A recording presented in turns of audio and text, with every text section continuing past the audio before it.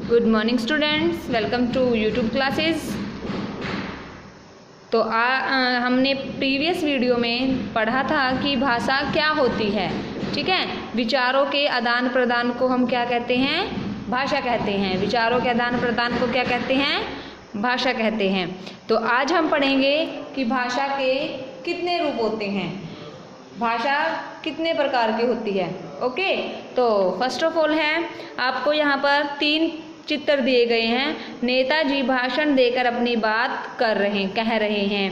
दूरदर्शन पर समाचार वाचिका समाचार पढ़कर सुना रही है। बच्चा पुस्तक पढ़कर पाठ समझ रहा है। ठीक है, महिला पत्र लिखकर अपने विचार बता रही है। बच्चे कक्षा में प्रश्नों के उत्तर लिखकर बता रहे हैं। अधिकारी पत्र लिखकर आदेश दे रहा है।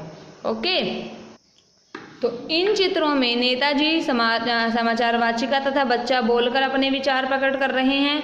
ठीक है, और उसके बाद महिला, बच्चे और अधिकारी लिखकर अपने विचार बता रहे हैं। तो इसका अर्थ हुआ कि मन की बात को बोलकर या लिखकर एक दूसरे तक पहुंचाया जा सकता है। इसी आधार पर भाषा के कितने रूप होते हैं? 2 रूप होते हैं। इसके आधार पर भाषा के कितने रूप होते हैं? 2 रूप होते हैं। मैंने आपको नेक्स्ट मतलब जो आपकी प्रीवियस वीडियो थी मैंने उसमें भी बताया था कि जैसे अध्यापिका है वो बोलकर पढ़ा रही है तो वो हमारा मौखिक रूप है, और जो पिताजी हैं वो अखबार को पढ़ रहे हैं। तो अखबार पहले लिखित रूप में आया ना, तभी तो उसको पढ़ रहे हैं, तो वो क्या हुई? हमारी लिखित भाषा। तो अब हमारे भाषा के कितने रूप होते हैं? 2 रूप होते हैं। कौन कौन से? मौखिक और लिखित। ठीक है, भाषा के कौन कौन से रूप होते हैं? मौखिक और लिखित। जब हम बोलकर या लिखकर एक दूसरे तक अपने विचारों को पहुंचाया जा सकता है। अब इसने बताया ना कि बोलकर या फिर लिखकर अपने विचारों को एक दूसरे तक पहुंचाया जा सकता है। तो इसके आधार पर ही भाषा के कितने रूप होते हैं? 2 रूप होते हैं। फर्स्ट मौखिक और सेकंड लिखित। तो फर्स्ट है हमारा मौखिक भाषा। तो जब हम बोलकर अपने विचार प्रकट करते हैं, जब हम बोलकर, अब जैसे मैं आपको बोलकर पढ़ा रही हूँ तो मैं अपने विचार प्रकट कर रही हूँ, तो जब हम बोलकर अपने विचार प्रकट करते हैं तो उसे हम क्या कहते हैं? मौखिक भाषा कहते हैं। क्या कहते हैं उसे? मौखिक भाषा। नेक्स्ट है लिखित भाषा। तो जब हम लिखकर अपने विचारों को दूसरों तक पहुंचाते हैं, अब जैसे मैं ब्लैक बोर्ड पर लिख देती हूँ, ठीक है, जैसे हम आपको क्लासेस में करवाते हैं कि ब्लैक बोर्ड में मैंने कोई क्वेश्चन लिख रहा और मैं उसको मतलब उसको पढ़कर, पहले मैंने आपको लिखा तो आप उसको पढ़ोगे तो वो आप विचार ग्रहण करोगे ना, वो तो उसको क्या कहते हैं? लिखित भाषा। जब मैं कोई पत्र लिख रही हूँ, जैसे मैंने कोई पत्र लिखा तो अपने पापा जी के मतलब अपने पिताजी के लिए पत्र लिखा तो वो पिताजी के पास गया, तो मैंने वो अपने विचार कैसे प्रकट किए? उनके सामने लिखकर अपने विचारों को प्रकट किया। ठीक है, तो जब हम लिखकर अपने विचारों को दूसरों तक पहुँचाते हैं तो उसे कौन सी भाषा कहते हैं? लिखित भाषा। कौन सी भाषा कहते हैं उसको? लिखित भाषा। Very good.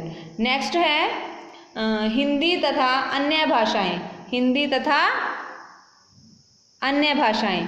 तो संसार में अनेक भाषाएं बोली जाती हैं। ठीक है, संसार में अनेक भाषाएं बोली जाती हैं। पूरे संसार में मतलब दुनिया, वर्ल्ड।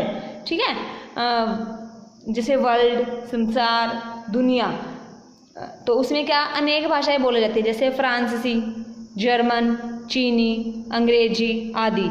हमारे देश में विविध भाषाएं बोली जाती हैं और हमारे देश में भी बहुत सारी भाषाएं बोली जाती हैं। जैसे कि महाराष्ट्र है, महाराष्ट्र राज्य है तो उसमें क्या बोली जाती है? मराठी भाषा बोली जाती है। कर्नाटक है, कर्नाटक में कन्नड़ भाषा बोली जाती है। पश्चिम बंगाल है, पश्चिम बंगाल में बांग्ला भाषा बोली जाती है, और बिहार में हिंदी भाषा बोली जाती है। गुजरात में गुजराती भाषा बोली जाती है, और कश्मीर में कश्मीरी भाषा बोली जाती है। और मैंने आपको प्रीवियस वीडियो में बताया भी था कि जो हमारे देश की राष्ट्रभाषा है वो क्या है? हिंदी है। क्या है?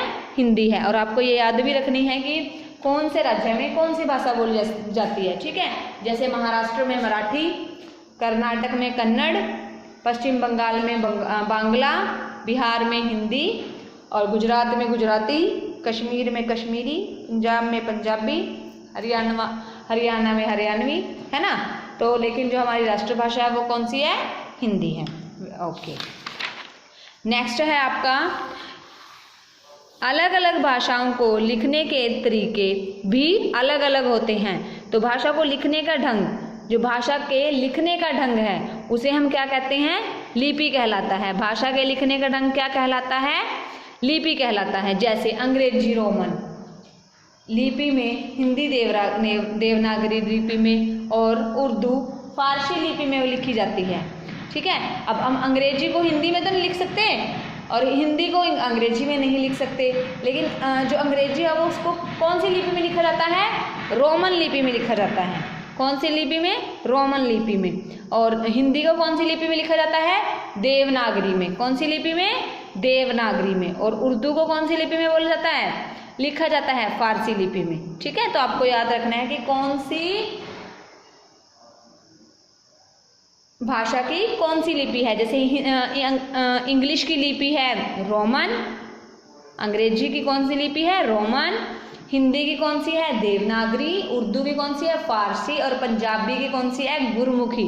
ठीक है, तो भाषा को लिखने के लिए जिन चिन्हों का प्रयोग किया जाता है उन्हें क्या कहते हैं? लिपि। जैसे ए, आ, ई, कै, ख, ग, ये हमारी हिंदी के चिन्ह हो गए। इंग्लिश का क्या होगा? ABCD, है ना।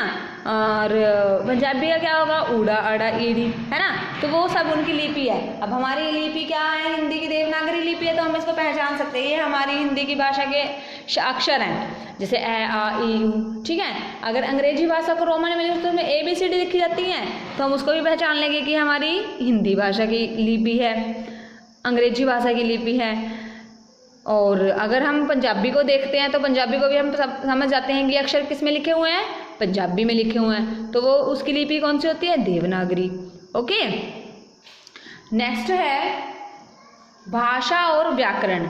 जब मनुष्य ने मौखिक व लिखित भाषा को जन्म दिया तो उसे उनका प्रयोग करने में अनेक कठिनाइयों का सामना करना पड़ा।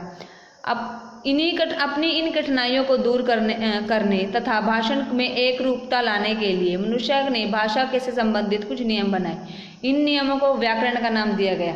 अब जैसे भाषा वह ज्ञान है, बाय मिस्टेक गलत बोल गया। व्याकरण वह ज्ञान है जो हमें भाषा को शुद्ध लिखना, पढ़ना और बोलना सिखलाता है। ठीक है, व्याकरण कौन सा क्या वह ज्ञान है जो हमें भाषा को शुद्ध रूप से पढ़ना, फर्स्ट ऑफ ऑल तो हम उसको लिखना सीखते हैं, फिर पढ़ना और फिर बोलना और फिर सिखलाता है। ठीक है, अगर हम अक्षर को इधर उधर लिख देते हैं, मान लो मलक क्या बना? कुछ बना? वो नहीं बना। कमल, अगर हम उसको सही रूप से लिखेंगे कमल, ठीक है, तो वो क्या हुआ? हमारा भाषा का शुद्ध रूप। ओके, तो हमें जो भाषा है वो हमें व्याकरण है वो हमें यही सिखाता है कि भाषा को हम शुद्ध रूप से लिखना सीखें, उसको पढ़ना सीखें, उसको बोलना सीखें। ठीक है, ओके स्टूडेंट्स, तो नेक्स्ट है जो आपका इसका बुक वर्क, मैं आपको इसको नेक्स्ट वीडियो में करवाऊंगी। Okay students, have a nice day.